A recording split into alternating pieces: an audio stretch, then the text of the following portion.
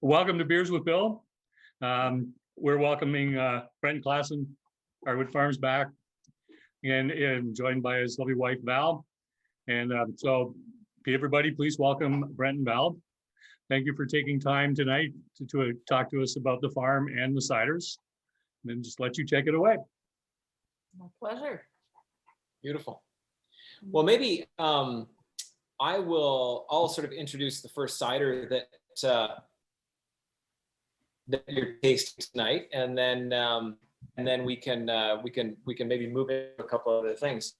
So one of the very first things that Val and I both did when we became interested in a cidery is we attended a conference called CiderCon, which is run in the States, usually in Chicago, and it's a conference of about 1,100 people when we were last there, and it's a great time to sort of share and glean information, to just talk shop with a whole bunch of other cider makers. And there are a number of people kind of on the exhibit floor who had done, so the first thing I noticed about sort of the US Cider Association was the incredible diversity of things that were being tried. So I know you were learning last week about some of the classic heritage styles from Europe, and what goes on in the States. I mean, because there is a real dearth of heritage cider apple trees available, people build complexity in other ways. They add all kinds of other stuff to their cider, and there were a few people there who had currant ciders. They had added currants in either during primary fermentation or afterwards, and sometimes people were just using, sort of currant juices and purees. But that was one of the first things that kind of stuck in our heads that we should try, because we actually grow a lot of black currants here on the farm, and we're always inspired by the things we grow here. And so we came home, and of course the very first thing we did was we got a bunch of black currants and we threw them into a carboy of cider to see where it would go. And we've always, we tend towards things that are more dry. We're not drawn to sweet ciders or sweet wines or sweet beers. And so the idea of adding currants, which have that sort of very naturally earthy, tart flavor, just really worked for us. And so Currant Affair was born and has been a bit of a mainstay ever since. So that's Exhibit A tonight. I hope you enjoy. One of the things I remember about this cider was that in the early years, we made small amounts of cider, and we felt like we had to only drink the ones that we had in excess, or maybe that didn't have as much commercial value or whatever. And so Currant Affair was that cider that I loved and hardly ever allowed myself to drink. And so now we're a little bit further along. We have a little bit more of it available and we can enjoy it. But often when I have a glass of Currant Affair, I remember how precious and rare it was in the early days that I gave myself permission to really enjoy it regularly. So it's kind of nice to grow up a little bit and be able to enjoy the things you really love. Mm-hmm. The last time that you, Brent, were on the show, we talked a lot about the farm. So Val, what influenced your desire to do regenerative agriculture? Oh, well, that is a question that I think deserves kind of a longer range answer. I'm kind of the main farmer here, but when we first moved here, it was because of the future. I had been thinking a lot about social justice issues in my master's degree, in my work life. I worked in Jane Finch doing community development, and the big issues just have always been really front and center for me. And my work in the low income, very culturally diverse community in Jane Finch certainly brought many of those questions right in front of me. And so I always wanted to reflect on what my role could be. How could I have an impact and make a contribution to the many ways that I could see the world needed to change. And really the journey that brought me to becoming a farmer seems in retrospect to make a lot of sense, but maybe isn't obvious.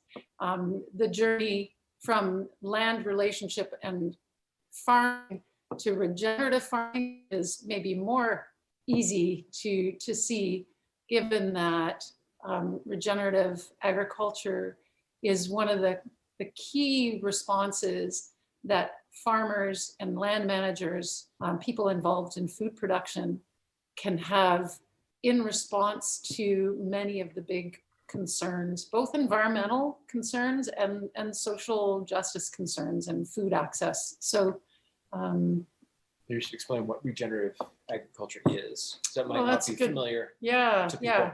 Actually, Brent's encouraging me to give a bit of an overview. Does that fit with your line of questioning, Bill? If I kind of give a little bit of the 101, some of you probably know some of this already, but yeah, regenerative agriculture is a movement that has taken hold all over the world and in every different scale and sort of management approach to agriculture. So whether you're raising cattle or vegetables or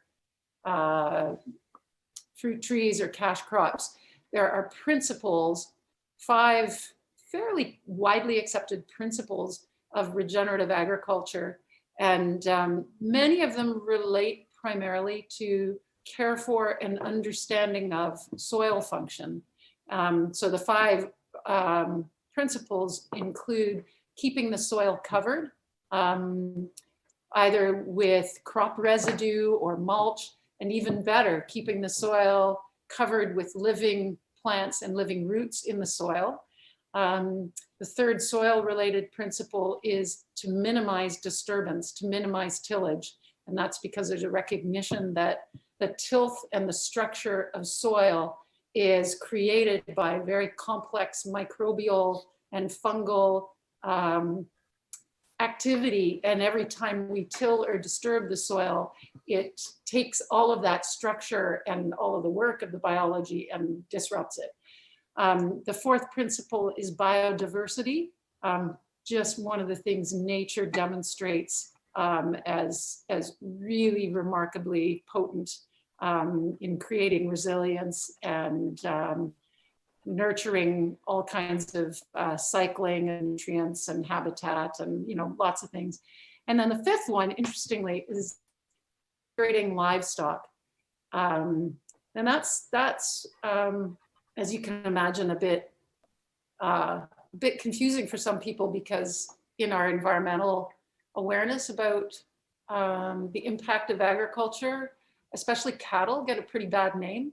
So to sort of suggest that livestock and cattle are one of the key livestock that have a role in regenerative agriculture, to suggest that they're actually the poster child for regenerating landscapes is sometimes a surprise for people.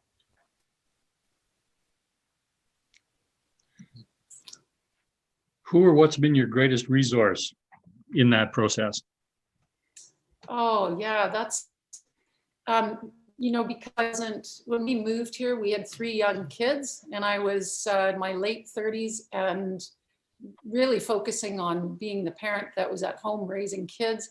I couldn't go off and do like an internship, which is one of the really wonderful ways that ecological farmers share skills with young or new farmers. Hands-on immersion and learning is excellent when you're spending a whole season on someone else's farm and learning from their experience. But that same community of farmers that would nurture young farmers through mentorship and internships, also has a lot of really informal as well as some more formalized supports, workshops, farmer to farmer learning opportunities. And I think Brent actually is wearing the hat for Ecological Farmers Association of Ontario. I always like to give them a plug because they're a 40-year-old farmer-led organization. And I have to say, you know, if I had to pick one small local organization that was most important for me getting started, that would be the one. Just their way of bringing farmers together and creating, you know, even like they had a telephone consultation program where they would pay experienced farmers a little bit. They got some funding. And I remember the year that I was struggling with predation with my pastured chickens and trying everything I could think about or read about. And every month it seemed like there was another type of predator on our farm that discovered the self-serve buffet. And I was able to call up EFAO and they were able to put me in touch with a specific experienced farmer who'd been there and done that and dealt with predators. And we had a 15 or 20-minute phone conversation that was like really specific to my question and problem. And it's so much better to talk to a real live person in your region who's gone through the same problem than just having to surf the web. So I think those are some of the high points. Of course, lots of reading and frankly, a lot of trial and error. That's, you know, learning the hard way about the number of predators that we had on our farm and realizing that maybe raising large numbers of pastured chickens wasn't the right thing for our farm.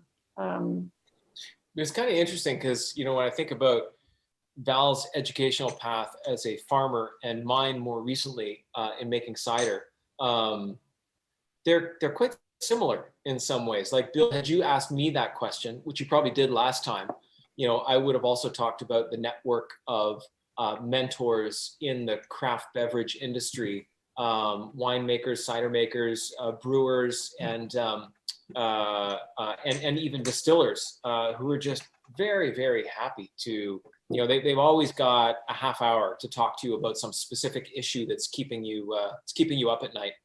So finding those networks and depending on them, and then when you actually have accumulated knowledge yourself, to then pay that back to the network, to the younger people coming up, is just part of how the whole, you know, cycle of knowledge just sort of flows, you know? It's a beautiful thing. I noticed in the chat, somebody asked what was the solution to the predators, and aliens, that was one thing I tried and it didn't work that well. So then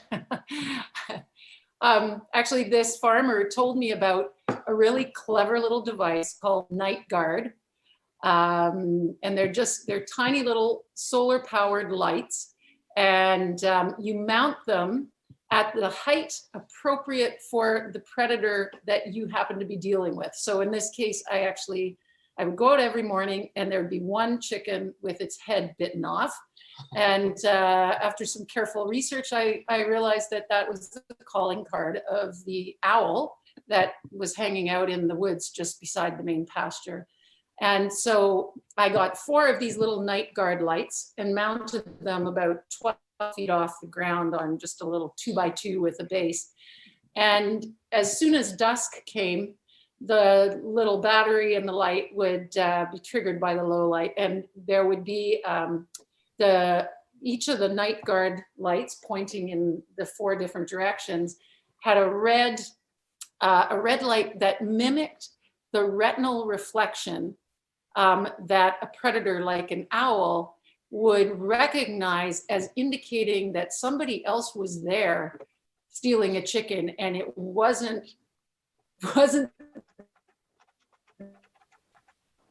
so these Night Guard lights apparently work many different species. If it's raccoons, you mount them, you know, about 2 feet off the ground, and coyotes, you give them a little bit more height so that the predator actually is tricked into thinking that another one of its kind is already there marauding the chickens. and they should stay away. It actually works surprisingly well. If you've got predators at every different layer, in which we've had some years, you can end up with a whole lot of night guard lights, and you know, that I'm not sure that the solution works in every case, but that was the one that came up. Is there a resource somewhere for people to find regenerative agricultural farms in their area? That's a really interesting question, because right now there's no credentialing that's readily available for farmers that are practicing regenerative agriculture. There are a number of organizations that are working on that, and I have to say I'm not up to speed on where those credentialing bodies are at in terms of rolling out their you know, their standards, and so that you would get a label like organic, where the consumer would know. Really, I think the biggest and most important thing that people who want to eat and support regenerative farming practices, if you get a little bit of information yourself, and then you get, you know, one of those local food maps or resources to give you access direct to farmers in your area, and then have conversations with them about what their practices are. And, you know, be compassionate. It's a long journey to be able to do all of this stuff. And it doesn't feel great for farmers to have know-it-all consumers that come and sort of shake their fingers at them. Having a conversation that actually demonstrates that you're interested in learning about what they're doing, and that you want to encourage and support and recognize their efforts to take next steps to do a better job. So maybe one other thing that I would add while we're on the topic is that, so Val talked about EFAO. She loves it so much, I joined the board. And one of the things that EFAO is in partnership with is a group called Farmers for Climate Solutions. So Farmers for Climate Solutions has representation not only from EFAO, but from a number of other progressive farming organizations who are, who believe, who have hard data about the fact that agricultural practice can be one of the greatest forces we have available for sinking carbon into the soil, right?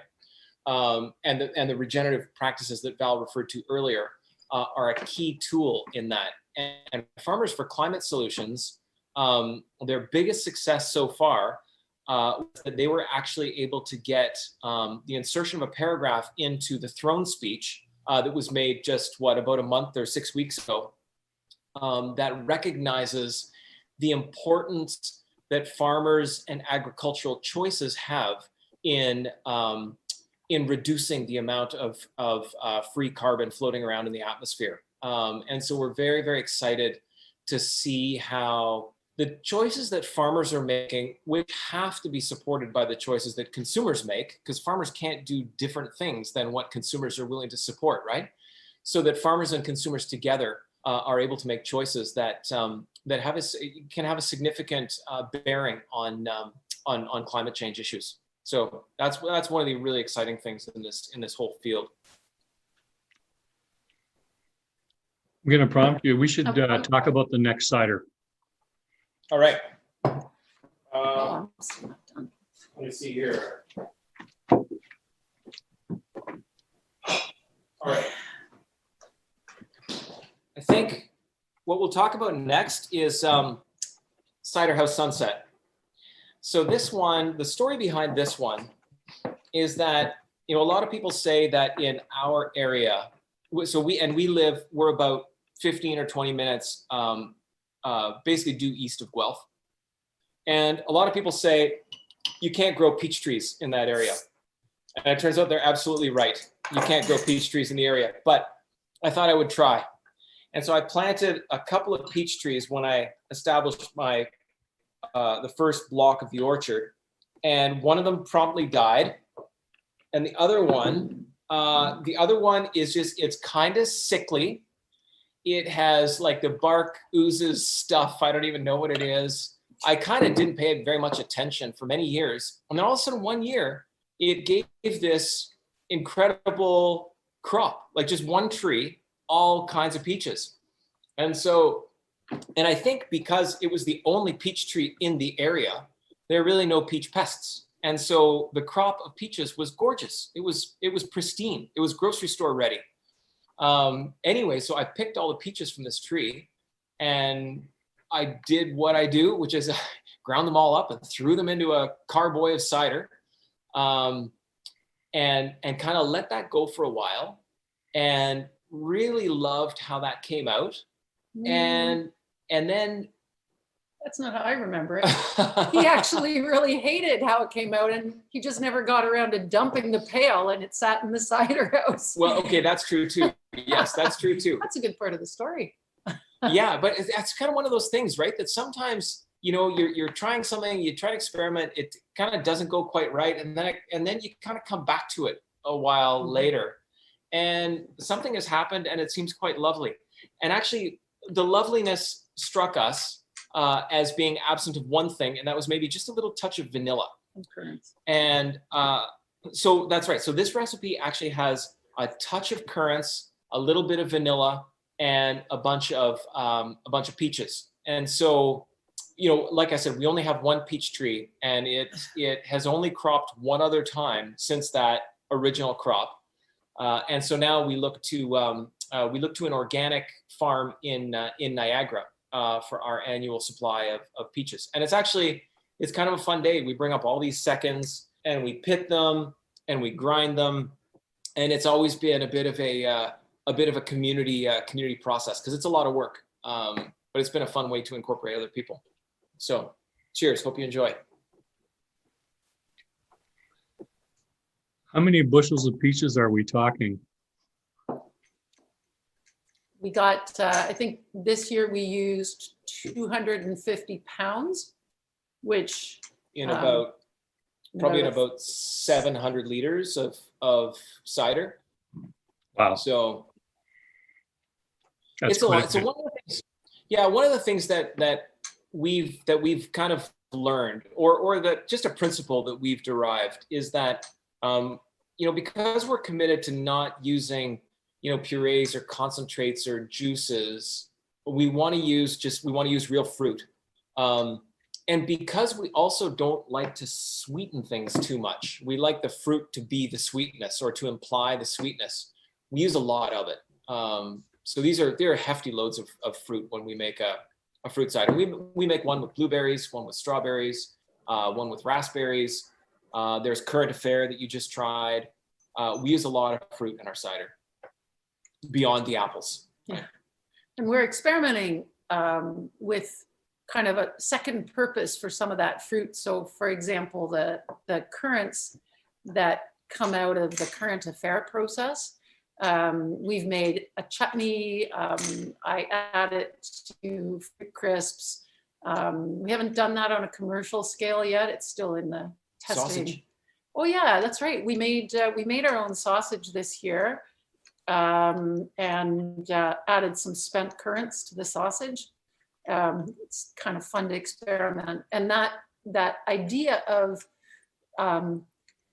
you know, the circularity of certainly of our agricultural practices, and also the food processing that goes on in the cider house. The more we can take things that might be considered waste and put them back into the cycle, obviously the better that is. And you know, putting it into human food is one thing. The other thing that we do is feed not so much the boozy scraps that actually the pigs don't even love the boozy fruit that's left over at the end of the process, but you know, pressing apples or the bits of peaches that get carved off by your paring knife. The pigs, for example, or the chickens are really excited about cycling those through the system. So that's been another area of growth for us, is to find ways to work in our process, bring them back into the food cycle. What's been your greatest joy with the farm?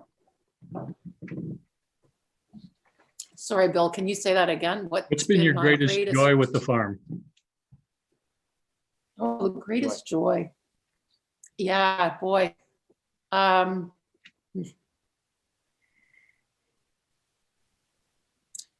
there are two really different things. One is very personal in that I'm kind of an extrovert, but I've discovered that just being able to cool my jets or, work things out that I'm sort of grappling with in my overactive mind or whatever, that to be on the land and to have a relationship there and to be able to kind of process stuff while I'm working and walking outdoors and just spending most of my time or a lot of my time doing farm work outdoors, that has been really, really positive for me. And on the other end of the spectrum, the very public face of my experience is inviting people to the farm and sharing stories from the farm while we walk around. And Bill and Jackie were here for one of the experiences that we've called Unwind on the Farm. Yours was kind of a small group, kind of a more intimate one, but we were over the last months bringing groups of 10 or 12 and just kind of going around the farm and letting people in behind the scenes on my experience as a farmer and what I've learned, often the hard way, and just seeing people's eyes light up. Sometimes their eyes glaze over. Those ones aren't as much fun, but mostly I can find ways to engage people. And it's kind of fun to be able to share those stories. That it really does give a lot of joy to connect people to kind of the wonder and some of the mystery of tending the land. So I get a lot of joy from that, actually. Brent, Troy's got a question for you. He's curious as to what type of apples you use. Right. So we have sort of a base cider from which we make almost all of our products, almost all, but not quite all. And that sort of base recipe is 25% golden russet. And so golden russet we like because of the amount of sugar. It's and as you probably know, sugar is post fermentation what becomes the alcohol. So golden russet kind of gives us a good hit there. The other 3/4 are a mix of northern spy, which we like for its tartness, and then Cortland. There's John of Gold. There's Red Prince, which is a new apple that many cider makers are looking into, and Ida Red sometimes, although that one is a little bit dependent on what kind of disease pressure there was during the summer. So it tends to be a little bit more susceptible to certain kinds of certain afflictions. So that's sort of our base recipe, and most of the things that we make kind of come from that as the source. But we do, and there's another question here about the community harvest. And that's in reference to another batch of cider that we always make in the fall.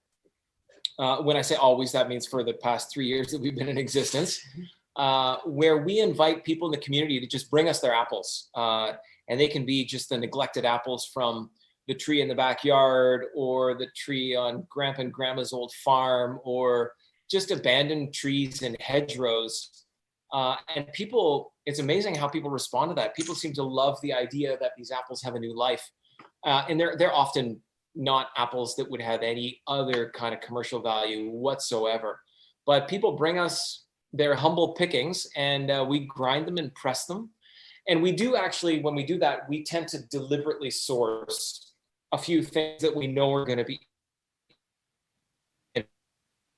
like we of crabapple trees that we really like. The apples there ferment into a really kind of sharp, crisp, quite a sour cider, but something that we know is going to perk up whatever we get from the sort of the random mishmash that people bring us. And so, you know, the community ciders have often turned out to be just really, really lovely things. And I sometimes say to people when I describe it that, you know, the ciders that we make commercially, we fuss over them so much. And yet, you know, we have this one, which is kind of random. The other thing I should say about the community harvest is it's spontaneously fermented, right? So we don't even pitch, you know, any kind of yeast whatsoever. And so you're getting all that kind of funkiness and flavor that comes from the spontaneous fermentation. And it's a really kind of unattended thing that often turns out to be quite beautiful. Now, in answer to Derek's question, though, we don't know how it turned out yet, because we're still waiting for, like, typically that one won't be released till January or February. So, and any tips for brewing? So for making cider with random apples, there's a lot you can do in sort of the post game analysis, right? So, I mean, if you take those apples and ferment them and you really don't know what they are, you could get something quite bland, or you could get something quite spectacular. And if you get something spectacular, leave it. If you get something that's bland, then there are all kinds of things you can consider to add to it as a way of building complexity. So things you can consider would be, I mean, like we're tasting tonight, different kind of fruit adjuncts, also botanicals, hops, other kind of, you know, we've used bergamot as well. In fact, sometimes you can take even tea bags, right? Is a sort of a convenient way of getting, you know, if you get like high quality tea bags, that's sort of a convenient way of getting a blend of herbs and botanicals that you know, in some cases can really sort of perk up your cider. Spruce tips, you know, is another thing you can throw in there. So I mean, there are all kinds of ways you can sort of perk something up if it turns out bland. But the first thing I would say, like, ferment what you've got and see where it goes, because you might find that it's actually quite delightful. We ended up with a very tart and sour cider. Yeah, so that's often what you'll get, and especially if it's spontaneously fermented. You know, spontaneous fermentations often will tend towards sour. You know, you might have the expression of some Brettanomyces and things like that in a commercial fermentation will be overwhelmed by, you know, by the commercial yeast. And when you let it go spontaneously, you get the fermentation metabolites of a whole bunch of different organisms, right? So it'll often be, you know, sort of on the tart or sour side. Okay, so there's one here. There's one for Val. Right.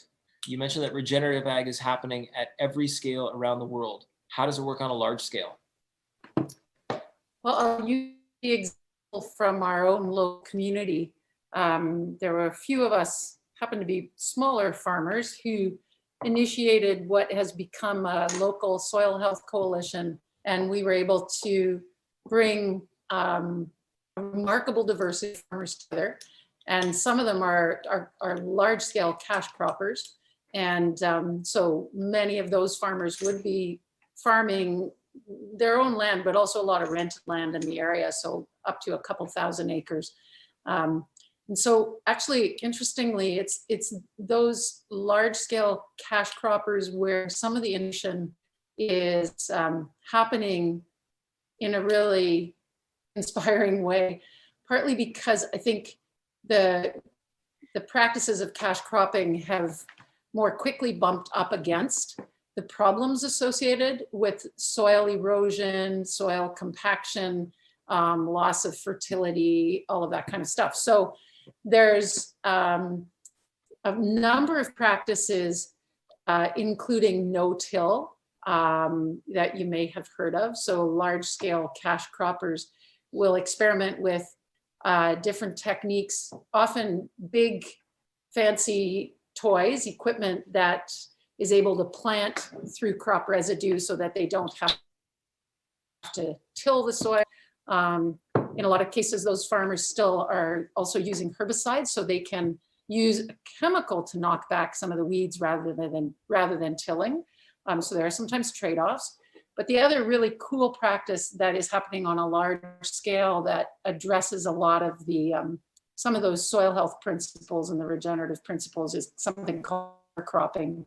And farmers will actually, and it's a big investment for them, but they will spend the money to add into their field a rotation or an between row planting of something like clover or buckwheat or rye or something, another kind of green plant that they don't intend to harvest, but that they're using to keep the soil covered, to get more photosynthesis going over their field, which is a way of keeping, you know, those living roots in the soil. That's a regenerative principle. So that's a big strategy, and it's moving into the mainstream. And a lot of conventional farmers are being encouraged with little incentives from the conservation authorities to plant cover crops. And that strategy's worked well. The integration of livestock, there's some interesting things happening in different parts of the world where neighboring farmers will actually band together. So the local cattle farmer will bring her herd of cattle over to the neighbor's cash crop cover crops and graze them down at the end of the season for that farmer. You know, so the cattle are being fed and they're leaving behind their fertility. So those are a couple of the strategies that come to mind. Question from GG, and I'm not sure I completely understand it. Can you make non-alcoholic cider and make it still enjoyable, or is that just bad apple juice? So, I mean, my sense is that non-alcoholic cider is apple juice, right? So when we take a bunch of apples and we press them, or we grind them and press them, we get juice that so we get juice that is full of sugar and is actually quite delicious. And yeah, and then that's what gets fermented and turned into hard cider. I'm trying to track this whole turnip thing.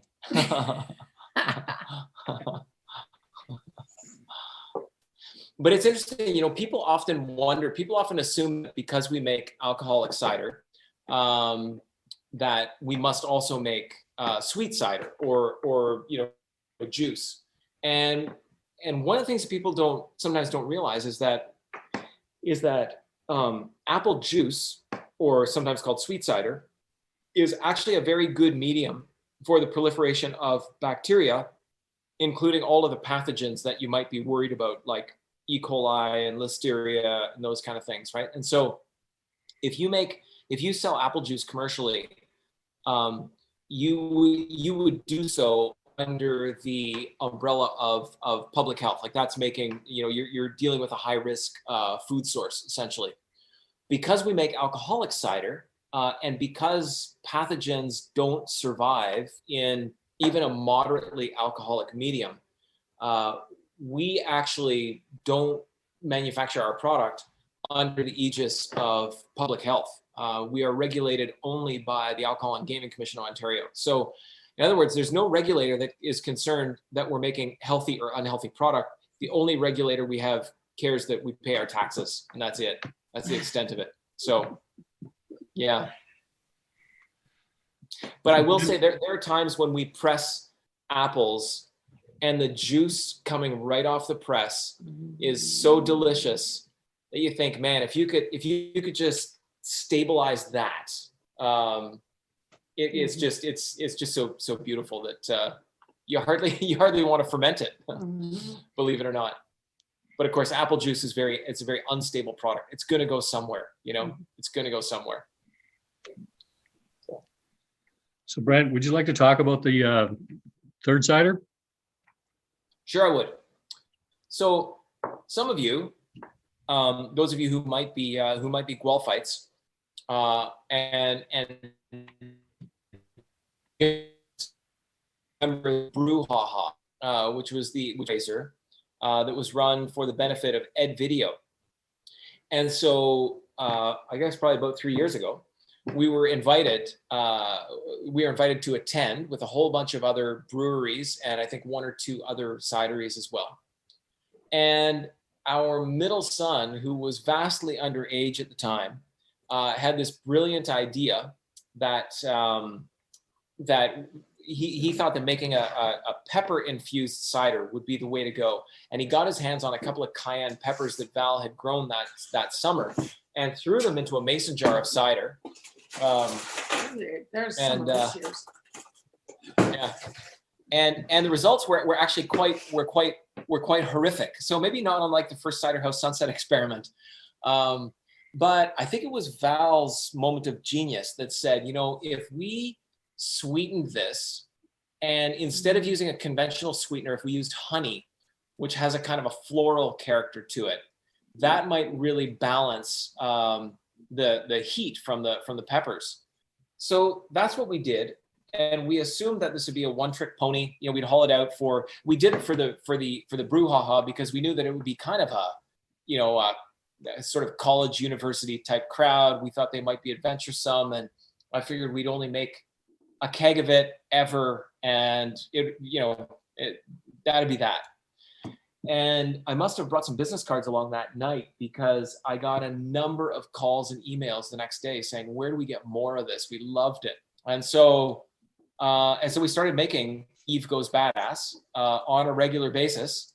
And we have ever since. And now it's our second most popular, at least from a sales standpoint, it's our second most popular cider. Which is a thing that still astonishes me a little bit, but there you go. So Eve Goes Badass nowadays is steeped on a blend of cayenne and ghost peppers. One kind of imparts heat at the front of the mouth and the other at the back of the palate. And then what we do is we sweeten that with honey that was actually donated to us by some friends who had a farm down the road and that had to leave their farm and were looking to find good homes for all of the things that had been collected over time. And they have these huge drums of honey. And so they donated them to us. And so we've been using that stock of honey ever since. So that's Eve Goes Badass. That is an interesting story. Mm-hmm. Yes. Okay. Interesting question from Derek. So let me just fix Val and I up here with a glass of Eve, a glaive of ass. No, that's different.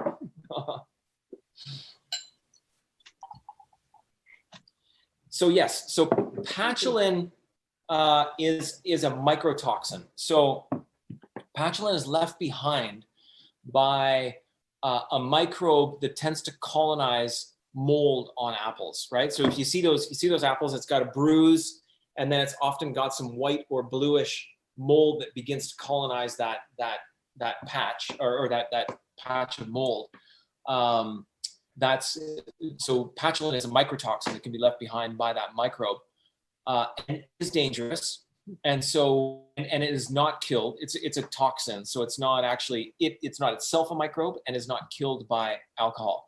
And so when we screen our apples, we do have to discard apples that have significant bruising or mold. But of course, we get rid of those anyways because it's just that's low grade fruit. Now, that said, there is a common practice among cider makers. We don't do this, but it's fairly typical that people will back sweeten their cider with fresh apple juice. And so that fresh apple juice can reintroduce things like patulin. And so I know at a recent meeting of the Ontario Craft Cider Association, they said the CFIA is kind of aware that this is a potential risk. And they said it really is likely just a matter of time before the CFIA starts to regulate cider. And I mean, I'm assuming they may also start to regulate, beer and other alcoholic beverages as well. Literally look at every one. I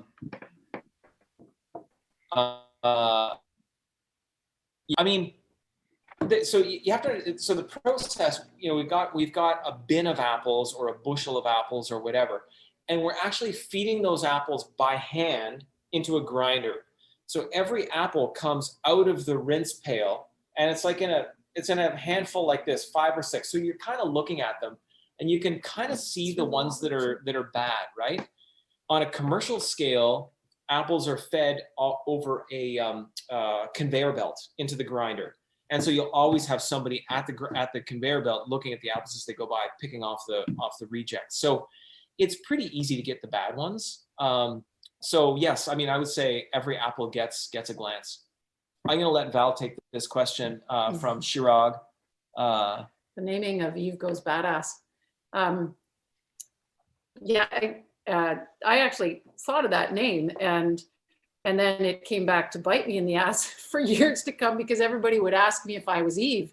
And so finally we named one of our pigs Eve, so that I would at least be able to point to a living creature on the farm that the cider was supposedly named after. Actually, Brent and I both grew up with a little bit of exposure to Bible stories. And so the story of Adam and Eve, and, you know, kind of the bad rap that poor Eve gets in that story, looking like the temptress and seductress, and, you know, and the apple, of course, throughout much of, you know, history has had a very storied kind of cultural role. And so, you know, although... And the apple is often diabolical, right? Like it's a symbol of malevolence. You think about Snow White, right? There's often that edgy sort of... Right. And so the idea was that, you know, here's the apple kind of, and Eve is kind of getting a bit of revenge, I guess, right? Just having fun with that. I mean, the name kind of stuck when we did that one-off at that festival, and it was just, it was special because it was actually our very first ever public event. It was the first time after we got licensed that we went into a public space like that. So, Local. It was our second. Okay, it was our second, I guess, but we weren't serving. First dish. Yeah, whatever. It was early on. The point is that what we noticed was that it was really fun to have a product that had both a cheeky name and a kind of a cheeky hit when people tasted it.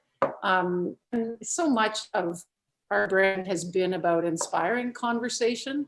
And sometimes that's conversation that's just kind of fun and edgy and doesn't have a lot of depth to it. But the name has served us fairly well. Kind of a lot of, I don't know, middle-aged women, we kind of like the idea of, you know, Eve going badass. So that, I think, sometimes sells the cider as well as the taste. So what's happening at Heartwood moving forward through this era of uncertainty with COVID? Yeah, well, that's a really good question. How did youth meet? I assume that's you. Oh. Okay, yeah, we can get to that too. So on there are sort of two ways to answer that. One is from the standpoint of the cidery. And so we have, I mean, we had an online store when COVID hit. And so we were able to fortunately put all of our energy towards online sales. And that's kind of what's kept us afloat over the past summer and the fall, even as people started coming back and having flights in the bush here and on the patio. But I think in the coming year, our plan is to continue that. We've been really wrestling with, you know, how do we sort of frame an invitation for people to be here and to sort of share, you know, what we have to offer versus the tone deafness that can sort of come across from that kind of an invitation at this time. And so, you know, from the cider standpoint, likely we will continue to continue to sort of rely on online channels for sales and distribution. But the other thing that we're thinking of, which is probably kind of captivating our imaginations a little bit more for the coming year, is looking at sort of like a year-long subscription relationship with our customers. Do you, and this is something that's kind of, that we're just in the midst of hatching right now. Is it worth, do you have anything to kind of say there to kind of round that out? Well, I think in the COVID times, we realized that people were desperate to have a way to get out of their houses and into outdoor spaces. And we'd already been doing a lot of on-farm experience and then had to shut that down, obviously, when lockdown happened. But when things started to open, we put out a pretty wide invitation for people to come and unwind on the farm, and they booked a spot, and it was always small groups, and every experience, a 3-hour experience, was different depending on the people that came.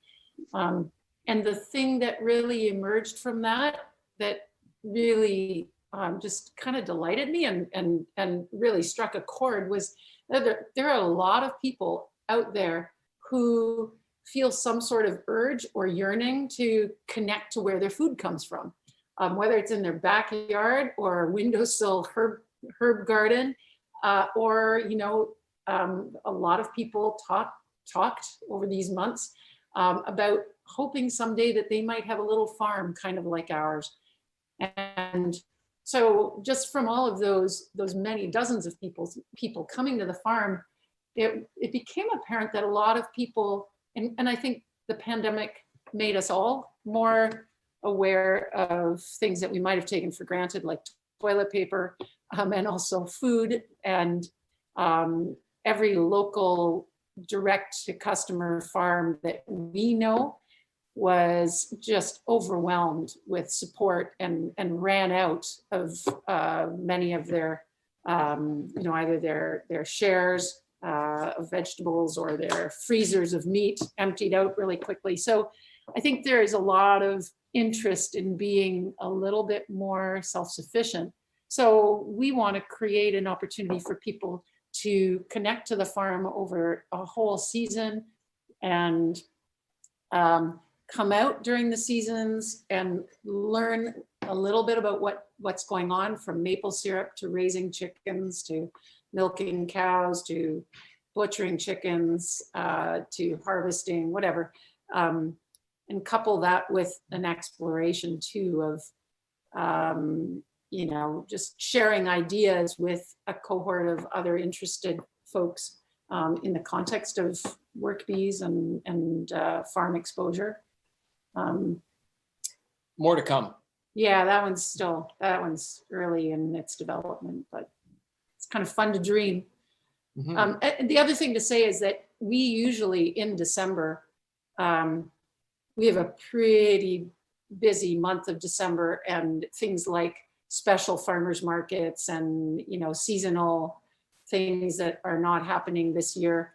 And the other thing that we've really enjoyed is offering these kind of solstice open houses with live storytelling around the campfire. We have a friend who's a great, like a professional actor storyteller, live music, caroling to the livestock, which is an old tradition.